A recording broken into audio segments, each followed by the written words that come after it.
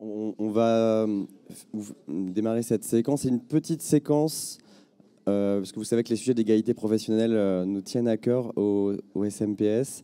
Et on voulait commencer par vous présenter le nouveau binôme que nous allons former pour piloter les sujets d'égalité professionnelle au sein du SMPS pour les 3 prochaines années.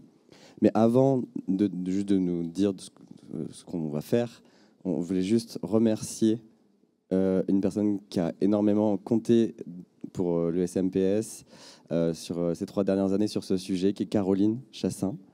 Elle n'est pas là aujourd'hui, mais je pense qu'on peut l'applaudir parce qu'elle a fait un travail remarquable. Et elle n'est pas là ce matin, mais on a fait le choix de reprendre le flambeau pour ce nouveau mandat. Et c'était important de la remercier. Puis on va après parler aussi des autres membres du groupe. Je vais laisser la parole à Pauline qui va vous exposer la suite de nos travaux. La suite de nos travaux et puis le quiz. Alors, Louis m'a dit 10 minutes. Ça fait 8. On va voir. Alors, donc, 3 points pour moi sur les résultats du quiz. D'abord, vous donner les grandes conclusions de ce quiz et puis vous dire pourquoi on l'a fait.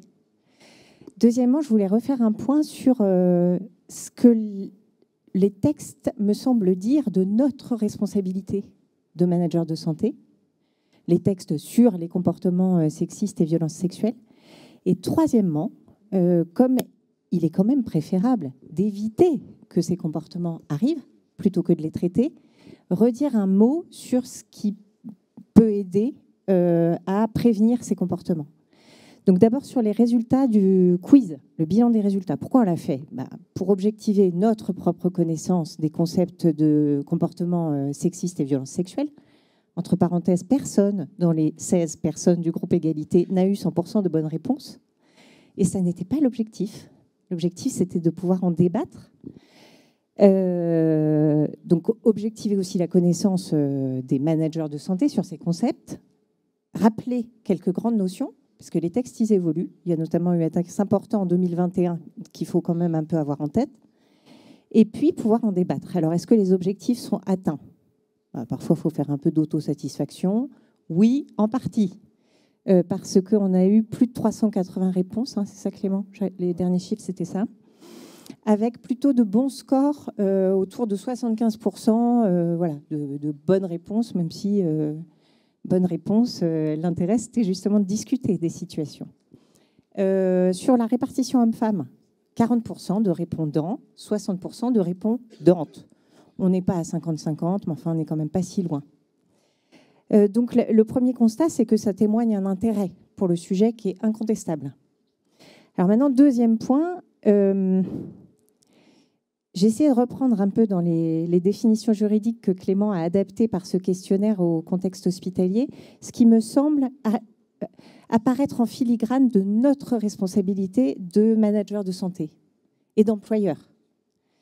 Alors bon, d'abord, ce qui ressort des textes, hein, c'est qu'il est attendu de nous, je crois, qu'on les connaisse.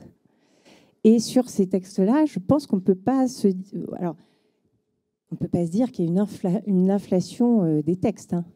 Il y en a peu, ils sont clairs. Donc, les connaître, quand on est souvent le premier employeur de son bassin de population, un responsable d'équipe, c'est déjà un préalable indispensable.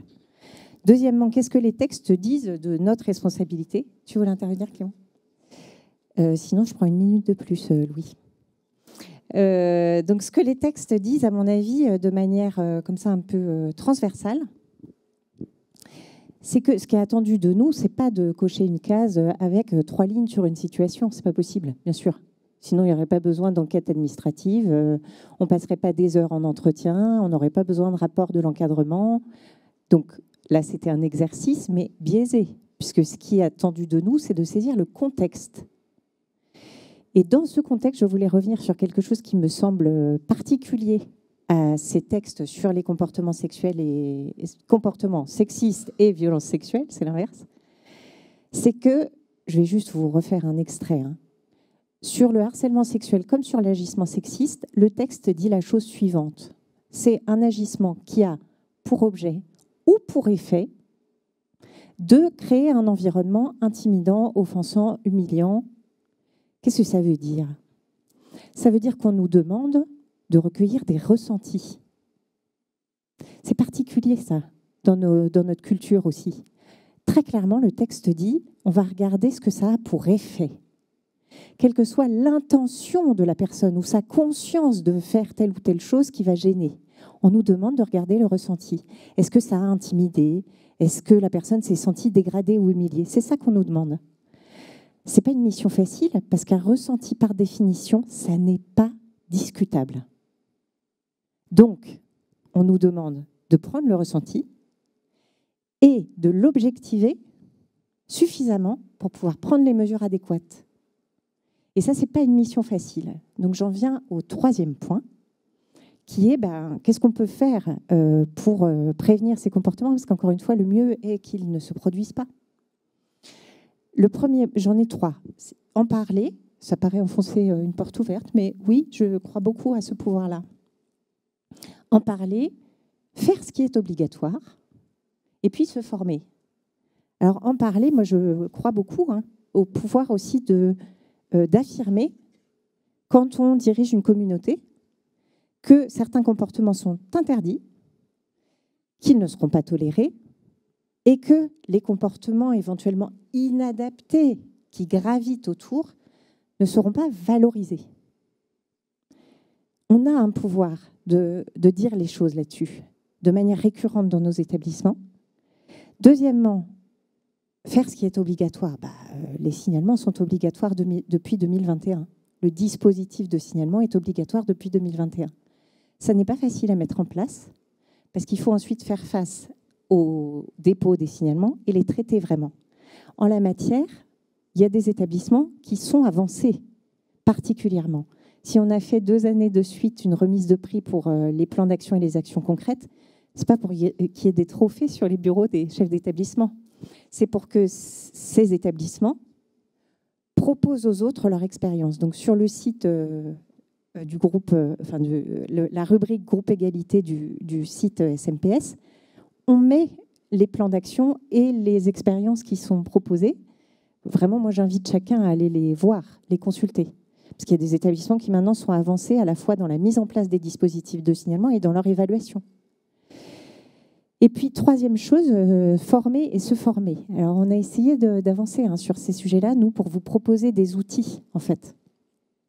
Le premier outil, c'est le quiz. Tout quiconque est intéressé par le quiz qu'on a réalisé ces derniers temps peut se l'approprier. Vous pouvez le réutiliser dans votre établissement avec vos équipes. C'est un outil pédagogique. Tout à fait. Alors, il y en a d'autres, des outils qu'on essaye de vous proposer. On a des membres du groupe Égalité qui interviennent en tant que formateurs sur l'égalité en tronc commun auprès des élèves managers de l'EHESP. C'est nouveau, ça. Moi, je n'avais pas ça dans ma promo. Ce n'était pas du tout dans le tronc commun, ça n'existait même pas. On a la chance d'avoir dans le groupe des gens qui dispensent cette formation, notamment Sophie Offret et Nora Benaïssa, qui nous ont dit on vous met à disposition notre support de formation. Je pense que c'est intéressant pour nous de savoir ce qui est dit aussi aux élèves managers. Donc on va les mettre à disposition parce qu'elles ont accepté. Troisièmement, on a réalisé un catalogue d'intervenants au sein du groupe Égalité, qu'on a un peu testé dans nos établissements et dont on vous donne le contact si ça vous intéresse, sur toutes les thématiques Égalité Pro. On a des partenaires que sont Donner des ailes à la santé et Femmes de santé qui peuvent intervenir facilement dans vos établissements. Et puis, je voulais remercier particulièrement Jérôme pour avoir appuyé nos actions et pour nous donner l'occasion, probablement au printemps, de revenir aussi auprès des instances dirigeantes pour organiser des séances de sensibilisation sous une forme à définir. Voilà, ça fera partie de notre programme de l'année 2024. Peut-être pour terminer pour moi, et tu verras Clément si tu ajoutes quelque chose, moi je voulais en profiter, parce que l'occasion m'en est donnée, pour remercier les membres du groupe Égalité. Alors, Stéphanie, Sarah, Sophie, Clément, Caroline, Karine, Claire, Louise, Fabien, Jeanne, Nora, Louis-Vladimir, Alexandre, Corinne, Séverine. Nous allons être rejoints par Gaëlle Dufour et Marie Caron. Et nous en sommes ravis. On fera un appel d'ailleurs ces prochaines semaines. Voilà, j'en profite pour les remercier parce que c'est un groupe Égalité qui se réunit une fois par mois avec constance, avec un programme d'action assez précis et des gens qui sont de bonne volonté, dynamiques et qui sont sincères sur le sujet et dans un bon état d'esprit. Donc c'est un plaisir de reprendre le flambeau en fait parce qu'on travaille avec eux, je pense. Hein. Voilà, c'est un groupe super sympa. Si vous voulez en faire partie, vous pouvez tout à fait nous contacter. Et puis, on n'a pas le temps là, de décliner les réponses au questionnaire. Ça aurait été super intéressant, mais on n'a pas le temps. Et donc, du coup, ce qu'on va faire, c'est qu'on va produire une communication sur le sujet avec un corrigé, des explications. Ce